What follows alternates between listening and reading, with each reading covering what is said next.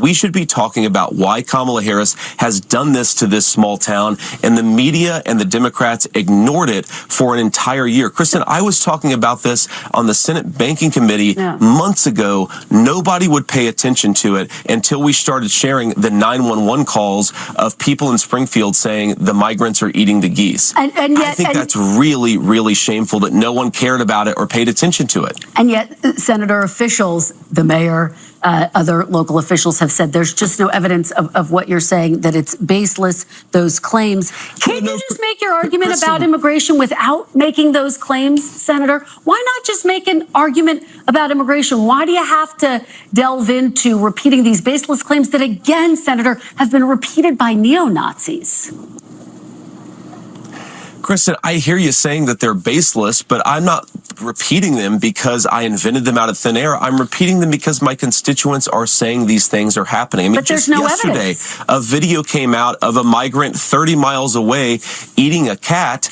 Clearly, these rumors are out there because constituents are seeing it with their own eyes, and some of them are talking about it. Now, look, we also have to talk about and should primarily talk about the effects that this has had on car insurance rates, on disease rates. Those are the things that I'm spending 95% of my time talking about, Kristen. But again, the media didn't care about this story until we started sharing the 911 call about the geese. That is an indictment of the American media. But the real problem here, Kristen, let me just finish this point, is Kamala Harris opened the border with no plan for how to assimilate 20,000 people. It's made the community worse off. That's what we should be focused on. Senator, I have to say, though, that the mayor from Dayton in that video that you're talking about and police chief responded forcefully to that new video you just referenced. They say there's absolutely no evidence to even remotely suggest that immigrants are eating pets. Let me just ask you, though. The mainstream liberal media is in a complete meltdown over Trump's recent comments during the debate,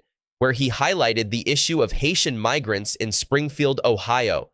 Thanks to the Biden-Harris open border policies, over 20,000 Haitian migrants have been brought into a community of just 60,000 people. The media's nonstop wall-to-wall coverage of this story is actually backfiring, exposing the real border crisis instead of discrediting Trump. They keep talking about alleged threats of violence in Springfield, but let's be honest, who's really behind these threats? It could very well be Democrats stirring the pot to make Trump look bad. By fixating on this story, the media is inadvertently drawing attention to the larger problem. The Biden administration's abuse of executive power, classifying illegal immigrants as temporary protected workers, or letting them stay while they await asylum hearings. They're exploiting legal loopholes, undermining the Constitution, and reshaping the fabric of our country to gain more power and control. This obsessive focus on the Springfield situation is waking people up. It's making everyone realize that no town, no matter how small or seemingly safe, is exempt from the consequences of these reckless border policies. The media, blinded by their Trump derangement, fails to see how they're shining a light on the failures of the Biden-Harris administration every time they criticize Trump's remarks. In today's video, we'll dive into a heated exchange where CNN anchor Kate Baldwin tries to grill GOP House Whip Rep Tom Emmer on this issue, desperately pushing him to retract or condemn Trump's statements. But Emmer isn't having it. He refuses to bend the knee, and it's a sight to behold. So, without further ado, let's jump into this clip. Don't forget to like this video, subscribe to the channel, and hit the notification bell so you never miss an update. You've been around politics for a long time, and J.D. Vance was on CNN yesterday, and he is sticking by the now debunked claims by local officials that he and Donald Trump have spread, suggesting that Haitian migrants are eating pets in Ohio. Let me play what happened yesterday. The American media totally ignored this stuff until Donald Trump and I started talking about cat memes. If I have to, create stories so that the American media actually pays attention to the suffering of the American people, then that's what I'm going to do, Dana. When called out for saying that he's creating a story, here, J.D. Vance tried to clean it up. But the Republican governor just yesterday from Ohio, he called this continued talk about it and this storyline disgusting. He said a piece of garbage. JD Vance definitely didn't choose the best words when he said creating stories, because it makes it sound like he's just fabricating things. What he really meant was that he's sharing the stories he hears from his constituents to get these issues the attention they deserve. He's saying that if bringing these stories to light means pushing them into the public and media spotlight to make people aware of the real problems with legal immigration, then that's what he'll do. The point is, he's not making things up. He's amplifying real concerns to make sure they're heard. The liberal media is twisting his words to make it seem like he's inventing things, but that's clearly not the case. Does this continued focus and digging in by your candidates create a problem for you guys down ballot? Well, this story is actually about a program, an illegal program, I would suggest, it's created by legal. Kamala Harris and Joe Biden. Well, you can say technical. Okay. It's been paused because of all kinds of fraud. And listen, Kate, if you don't want to talk about the Cuba, Haitian, Nicaraguan, Venezuelan program that was created by Kamala Harris and Joe Biden, which brought tens of thousands of migrants to this country. You can talk about this policy without creating stories. The governor of the state of Ohio calls it a piece of garbage. There are 2 colleges that are shut down, they're going remote today because of concerns over the environment it has created around this. Does a digging in on the incorrect, not misinformation story create a problem for you guys down ballot? There is nothing wrong, as we've seen in recent politics, Congressman, saying I made a mistake or I have an evolving position, truly. But digging in on this when it's like transparently seems no one locally wants this to continue seems a problem for you guys.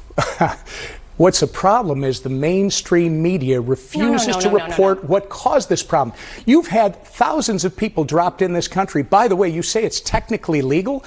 Then why did they pause it? Because they had so much fraud in the program. The American people need to know that what the Biden-Harris administration did. Well, here, just let me finish, Kate. You and I, we talk policy all the time. This is the typical narrative they push, trying to frame it as if it's all right-wing behavior.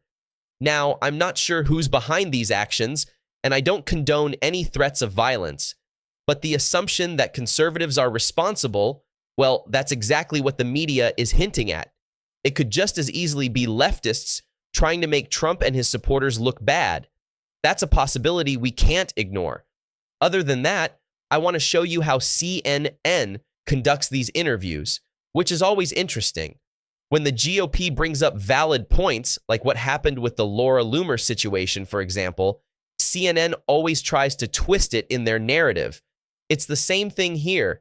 Anytime the GOP challenges the status quo or brings up legitimate concerns, the media spins it to fit their agenda. Her for this. Of course, look, she's being talked about right now. And you asked the question, who's Laura Loomer? I don't know who she is, but I just feel like this is juvenile watching him. She's on the president's, on the former president's plane. But the way that you're like, that the program is framing it and the way that Brian's framing it, it's like these rumors and innuendos. I don't know what she's doing on there. Like, what are you talking about? That's not news. I think it's just juvenile and beneath this show, to be honest with you. But we're not the ones who are hanging out with her. It's your candidate is hanging out with her. And actually listening to her and taking advice from her to call the vice president a recently turned black person. So he doesn't know. You're not going to bring it up. We're talking about, you guys are saying he's taking advice from her. How do you know that? Brian doesn't know that. She's riding on the plane with him, posting memes that he then talks about and adds dogs into them in the debate. Have you on this show had someone else who says crazy stuff, anti-Semitism, plenty of that on the left? Have you done the same kind of segment for Kamala? Because there's plenty of examples out there. So I just find this kind of juvenile, to be honest with you. Right, but what you're not doing is you're not saying anything about Laura Loomer. Right there. So your argument. Do one with her. Right. What you're doing is you're trying to distract. Your argument doesn't. I'm asking about Laura Loomer. I just find it juvenile. That's all. Okay, is it juvenile for the former president to hang out with her and to take advice from her?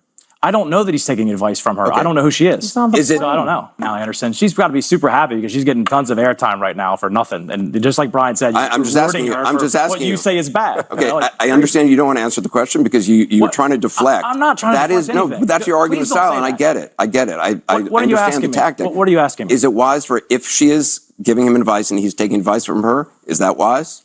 I don't know. Probably not. But I don't know he's taking advice. I don't know. Do you? Okay. Yeah, based on the reporting, On Brian's reporting? Actually, No, the based on reporting Trump's about her DNA. being on the plane and the memes that then end up in the debate, and also Is there a reporter who sat on the plane with Donald Trump and said Laura Loomer is giving him advice? I mean, is there? He's using her words, Scott. He's using her words and her sentence structure when he's in a debate or he's in an interview. He's taking her words. You guys are saying stuff that you just don't know. It's just your opinion, which is fine. Okay. Well, okay. We all have opinions. The White House. When the GOP rightfully points out that the media is wasting time by not addressing the real issues, the media gets defensive. They're essentially being called out for not covering what's truly important and instead obsessing over every move Trump makes, what he says, who he meets, and where he goes 24/7. It's no longer journalism. It's just opinion masked as news. Take Anderson Cooper, for instance, posing as a journalist while speculating that Trump is taking advice from Laura Loomer. There's no evidence, no source, just pure conjecture because they feel like it's true. That's not journalism. That's speculation disguised as fact. In this instance, you see journalists whining about something Trump said instead of focusing on the real issue. The influx of migrants into a small town due to Biden and Harris's policies.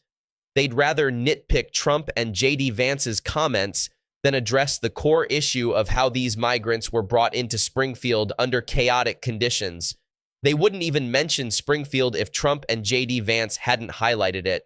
That's exactly J.D. Vance's point. They don't care unless it's a tool to use against Trump. The hypocrisy is clear, considering similar situations have been unfolding in liberal cities like Chicago, New York, Boston, and DC for years, largely ignored by CNN, MSNBC, and other major outlets. When confronted, they pretend they're interested in these issues, but then claim they can't cover them because of Trump's controversial remarks. It's all about choosing not to cover the story, not being unable to. The reality is, they wouldn't give a second thought to Springfield or its residents if Trump and J.D. Vance hadn't brought it to their attention. We sit down, but like, I'd like to. This one, then get past the wrong and then move on to the policy. How about talk about the wrong? The wrong is that we've got an administration that is lawless, and they allowed migrants from these different countries to come into this country, and they flew them into places like Ohio and Minnesota and California. If this story of eating pets is completely factually wrong and is not true, you are okay with the story continuing and your candidate continue to talk about it. I hope you start reporting on the problem that causes all of this, which is an administration. Kamala Harris is responsible for allowing thousands of migrants here improperly because they lied on their applications. Will you answer that yes or no? You realize 1,000 of these applications I take your had hope on what we want to talk about. 24 phone numbers of dead people. Congressman, the inability to answer yes or no on the simple question kind of takes away the heft of wanting to talk about the policy. Well, I'd love it if you would talk about the actual policy created by the Biden administration. We absolutely will once you answer the yes or no. Again, if you need to start reporting on what caused this problem. We are. Thank you. Thank you. You should want to discuss the policy regardless of the hypothetical, will this story hurt the GOP down ballot? The answer is no, it won't. In fact, it will shine a light on the real issue that the media refuses to cover, the influx of Haitian migrants into small towns like Springfield due to the Biden and Harris administration's policies. This is not just isolated to one area. It's happening nationwide, spreading into small communities. It's clear that this will actually benefit the GOP down ballot, even if the media continues to ignore the underlying issue. That's what he should have said. But his refusal to answer doesn't stop her from talking about the real problem. She's simply using it as an excuse. because she doesn't genuinely want to dive into the policy discussion. But did you see how she quickly diverted the segment away instead of staying on track for a real policy discussion, despite claiming that's what she wanted to talk about? She was ready to move on the moment she didn't get the answer she wanted. It's obvious she has no real interest in addressing why this is happening or in criticizing Kamala Harris's role. Her sole focus is to smear Trump, and when this GOP congressman didn't play along, she got visibly flustered and upset.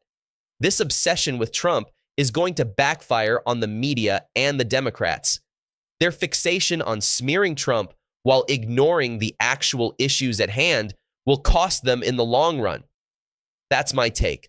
Let me know what you think in the comments, and don't forget to like, subscribe, and share. Thanks for watching.